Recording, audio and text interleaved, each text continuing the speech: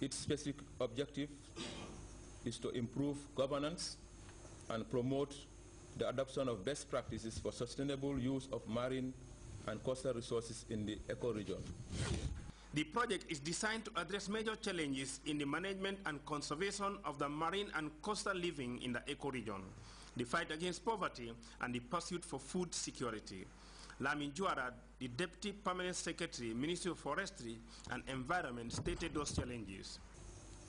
1. The crisis of fisheries due to overexploitation and degradation of marine and coastal environment. 2. Failures of policy and public and private institutions competing for scarce resources. 3.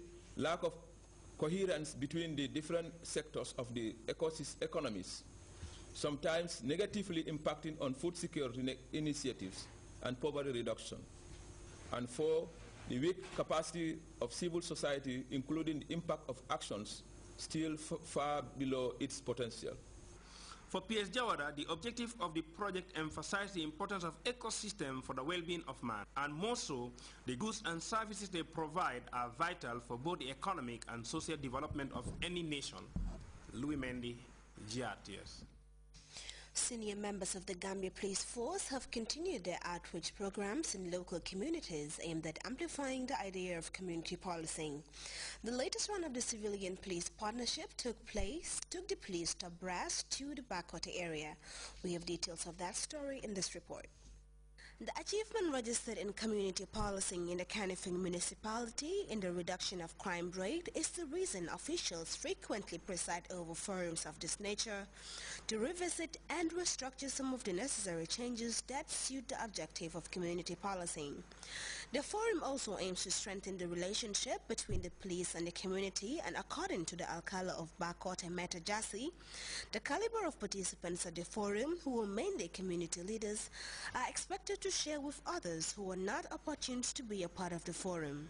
The critical role of security in national development was the main topic highlighted on by Yusuf Asanyang, Deputy Mayor Kanifing Municipality.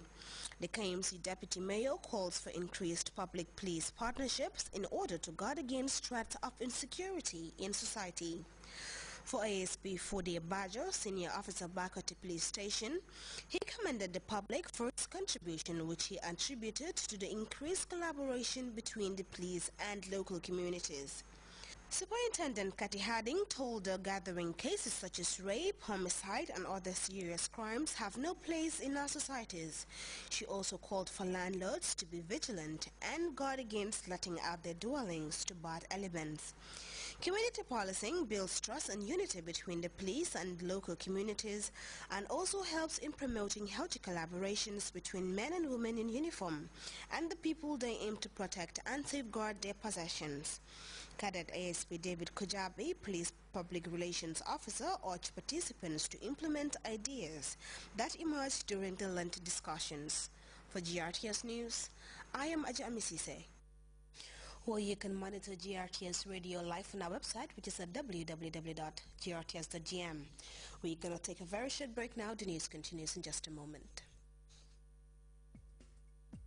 There are many property companies out there, so making a choice can sometimes be difficult. This is why you should rely on a professional and experienced player in the market. Let me introduce you to Universal Properties. Universal Properties. Universal Properties. Universal Properties are one of the oldest and the most reliable property company in the Gambia. Universal Properties, we have 3 great locations to offer: Lamen, Brufut, and also on the Sukuta Airport Highway. In Lamen, we have 25 by 20 with inner roads, electricity, water, and some residents are already in place. We are greatly located in Brufut and very well accessible. The place you would want to build your dream home. Universal Properties. Universal Properties. And in Sukuta Airport Highway, you can have easy access to the airport, roads, and all amenities. We are located on number 2 Carava Avenue FIB House on the 2nd floor. Call us on 788-8888, 618-8888, or 996-5204, or www.universalproperties.org. Universal Properties.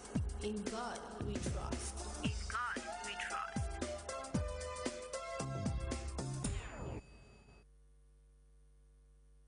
Welcome back. Authorities in Ivory Coast have sworn in a military panel that is expected to try soldiers who were suspected of carrying out crimes in the country's post-election violence. At least 60 military figures have been lined up for the trial.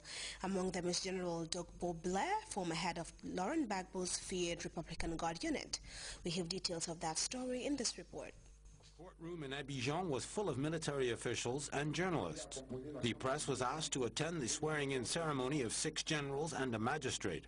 The men will be heading proceedings in the trials of some 60 officers and soldiers accused of crimes committed during the crisis that followed the elections at the end of 2010. The only thing certain is that the trials will begin on September 18th. I can tell you more or less that by the month of December, about half of the subjects will have been dealt with. That's all. The first to go on trial will be the General Dogbo Blair, the former head of the Republican Guard. One of the strongmen of the security services of Laurent Gbagbo, he is accused of murder, but also of embezzlement and recruiting militia members. The exact location of the trials will remain secret until they begin out of concerns for security. Reports coming out of southeastern Kenya speak of another round of horrific attacks involving rival ethnic groups. At least 12 people are reported dead, with many homes destroyed in the attacks. And Italian police have continued their search for survivors of a boat accident off the coast of the Mediterranean island of Lampedusa. Police sources say one Tunisian migrant died, while majority of the would-be migrants were rescued. We have details of those stories and others in this roundup of news. 12 people were killed in an early morning attack on a village in the Tana River area of Coast Province in southeastern Kenya. The armed raiders set fire to homes in the village of Chamwanamuna and stole some 300 head of cattle and 400 goats. The attack is the latest in a decades-long feud between the semi-nomadic Orma and Pakomo farmers. On August 22nd, an attack by the Pakomo left 52 Orma dead. The Italian Coast Guard continues to search for some 50 Tunisian immigrants whose boat sunk off the coast of Lampedusa on Thursday. So far, only one death has been reported. 56 people, including at least 5 adolescents, have been rescued and taken to hospital in Lampedusa. After several hours in the water, a number of them were suffering from hypothermia.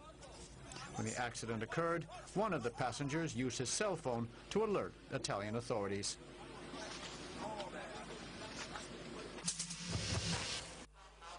Mayan Dutwal is South Sudan's first ambassador to Khartoum. He was officially welcomed on Wednesday by Sudanese President Omar al-Bashir. Last year, South Sudan declared independence from the north, but the situation along the border remains extremely tense. Fighting broke out again earlier. Relatives of the 2 British girls who survived a murderous attack in the French Alps have now arrived in the country. The 4 and 6-year-olds were in a car that was ambushed Wednesday. Their parents and 2 other people were shot and killed. Investigators are expected to update the media about their latest findings. CNN's Stan Rivers is following that story.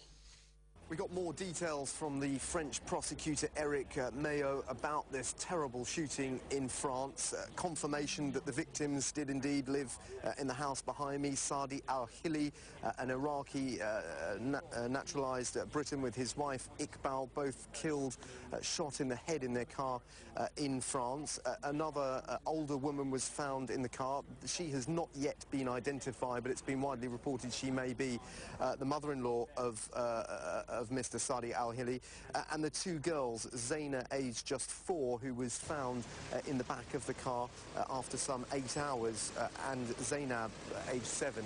Now, Zainab, we're told, we're given more details about her injuries, shot in the shoulder and also a fracture to the skull. She remains in a coma in hospital under armed guard. Eric Mayo also giving more details about the youngest child, Zaina, and what she saw. What I can confirm, what I was saying yesterday, that the little girl of 4, who has not said anything except express terror or fear, she was already between her mother and this other woman. She hid under the legs of her mother, so she had nothing else to say. The French authorities are appealing for information about 2 vehicles that were seen near the scene of the crime at that time, a green or dark-coloured 4x4 and also a motorbike. And we're given more details about the number of cartridges